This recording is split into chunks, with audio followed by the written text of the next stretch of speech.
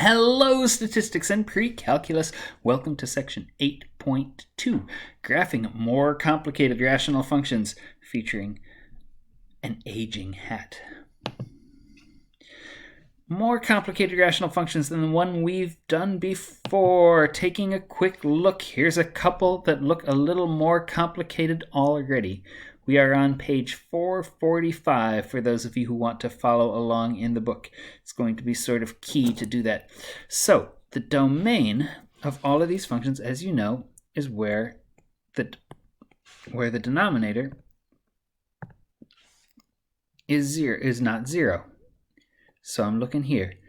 X cannot be 1. If I'm writing that in interval notation, it's negative infinity to 1. Union 1 to infinity. Cool. Likewise on this one. The denominator cannot be negative 1. X can't be negative 1, negative infinity, up to negative 1, union negative 1 to infinity. This one is interesting. There are two places where the denominator is 0. X can't be 1, and x can't be negative 1. So if I'm thinking of this on a number line, I'm actually going to start at negative 1.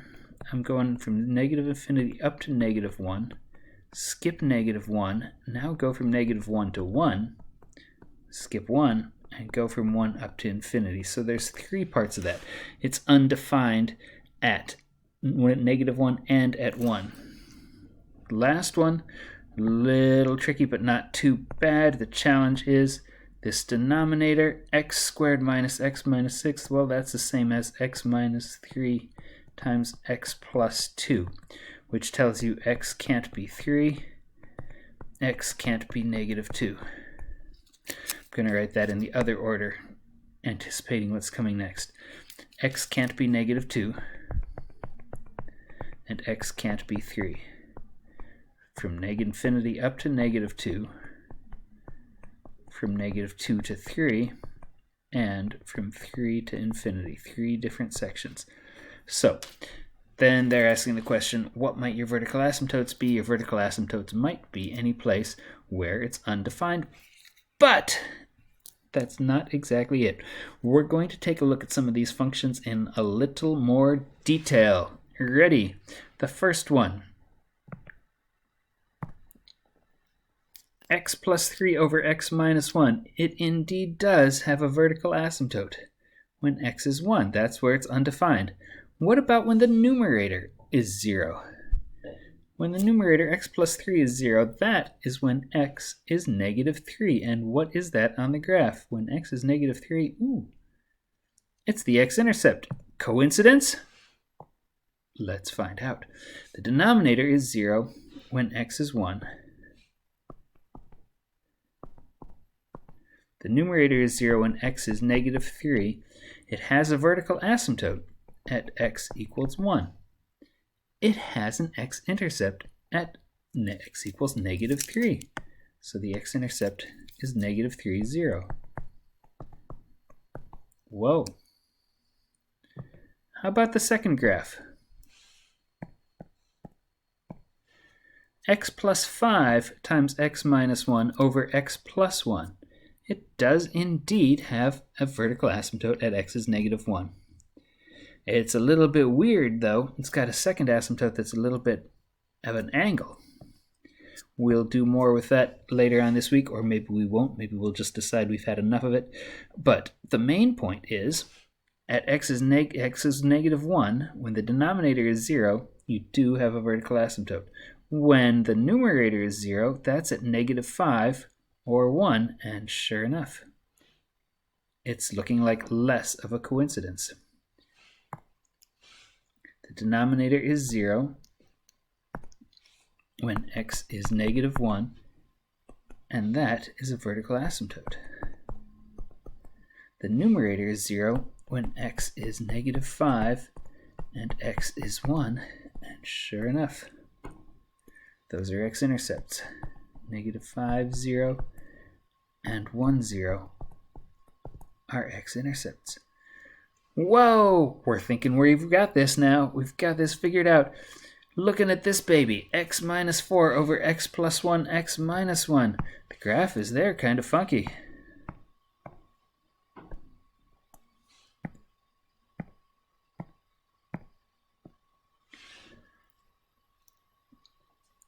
It's got two places where the denominator is 0, -1 and +1, and sure enough, both of those are asymptotes. It's got one place where the numerator is 0, and that's when x is 4, and sure enough, that's an x-intercept. It's kind of a funky graph here with two vertical asymptotes and a little bit of a twisty thing in the middle. Not bad. So denominator x is 0 when x is -1 and x is 1. The numerator is 0 when x is 4. Vertical asymptotes, x is -1, x is 1. X-intercept, 4, 0. We think we've got this 100% figured out. If you're still paying attention, hold on to your hat because it's different this time. How about this last function?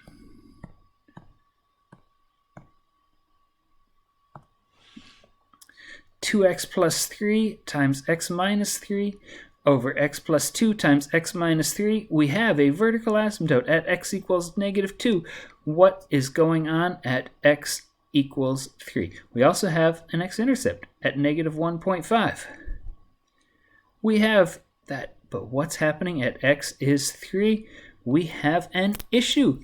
X equals 3 looks exactly the same as everything else. The issue here is that x minus 3 shows up in both the numerator and the denominator. What happens when we trace it? It's still undefined. We got that? What happens when we hit 3? Whoa! At 3 it's undefined, and you notice how that point does this amazing thing, and it like changes from a point to a hole. There is a hole in the graph when x is 3, and that's because both the numerator and the denominator are 0. You have 0 over 0, which is a total mess. Denominator is 0 when x is -2 and x equals 3. The numerator is 0 when x is -1.5 and x is 3. Vertical asymptote at x equals -2, x-intercept at -1.5, 0, and a hole at x equals 3.